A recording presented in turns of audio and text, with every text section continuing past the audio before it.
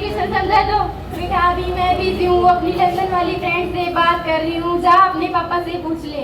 पापा पापा मुझे ये क्वेश्चन समझा दो। क्यों बेटा, मैम ने नहीं समझाया था? समझाया था तो उस समय तुम्हारा ध्यान कहाँ था? पापा प्लीज समझा दो। बेटा अभी वो ऑफिस का काम कर रहा हूँ, जब मैम आएगी तब उन्हीं से समझ लेना। पापा वो ऑफिस का काम कर रहे हो, अब तो कंप्यूटर चला रहे हो। ये मैंने से बात करने के। पापा मैंने किया, मम्मी व्हाट्सएप चला रही है, आप कंप्यूटर चला रहे हो। तुम मुझसे जबान मत लड़ाओ, जाओ जाकर सीट पर बैठ जाओ, जब मैम आएगी तब उन्हीं से समझ लेना। मुझे तो कोई नहीं समझा रहा, मैं आएगी तब समझ लूंगी। दीदी बहुत चला रही। अरे दीदी फेसबुक चला रही है, मम्मा व्हाट्सएप चला रही है और पापा कंप्यूटर चला रहे हैं।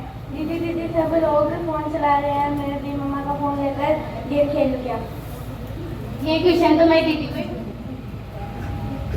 दीदी मुझे एक क्वेश्चन समझा दो।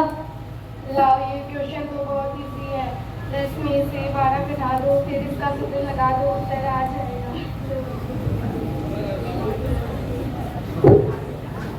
दीदी ने कैसे समझाया, मुझे तो समझ में नहीं आया। भाई साहब नमस्ते। भाभी जी नमस्ते। अरे वाह, तीनों बच्चे पढ़ाई कर रहे हैं। चलो निशा, तुम तुम्हारी इंग्लिश की बुक निकालो, मैंने तुम्हें लर्न करने के लिए दिया था ना। मैम पहले आप मैथ का क्वेश्चन समझा दे। तो इधर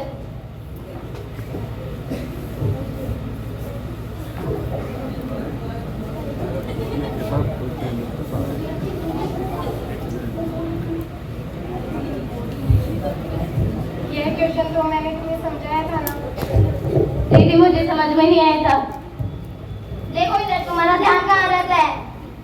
12 में से 10 घटाने पर यह सूत्र लगा देना, तुम्हारा आंसर आ जाएगा। मैं इसके अकॉर्डिंग तुम्हें दूसरा क्वेश्चन देती हूँ, तुम उसे ट्राई करके देखो। थोड़ी देर में आती हूँ मैं। मम्मा मुझे भूख लगी है। मैं अपना सीरियल देख रही हूँ, बाद में बना दूंगी।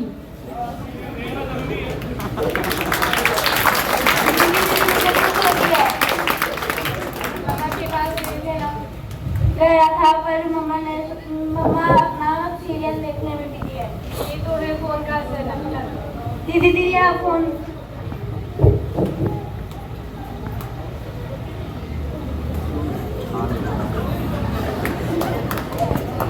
थैंक यू दीदी।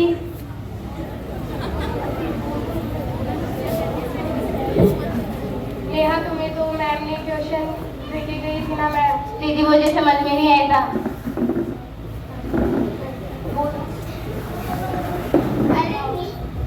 अरे निशा, तुमने अभी तक तुम्हारा क्वेश्चन नहीं किया। मैम मुझे समझ में नहीं आया था। तुम्हारा ध्यान कहाँ रहता है? और तुम्हारी मम्मी को कैसे पता चला कि तुम्हारे पापा को प्यास लगी है? पापा व्हाट्सएप पर भेज देते हैं। हाँ, तभी तो मैं सोचूं तुम्हें समझ में क्यों नहीं आता। तुम तो सारा दिन फोन में लगी रहती हो, अब मैं तुम्हें नहीं पढ़ा सकती।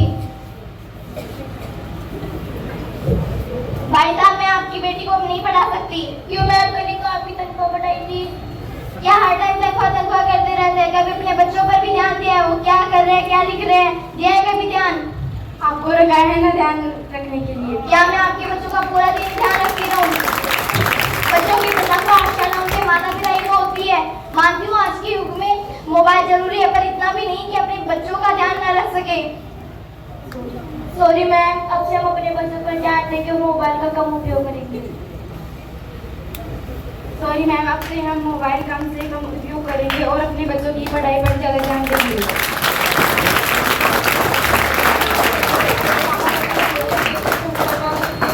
सभी को देखकर ये नेहा सीख रही है।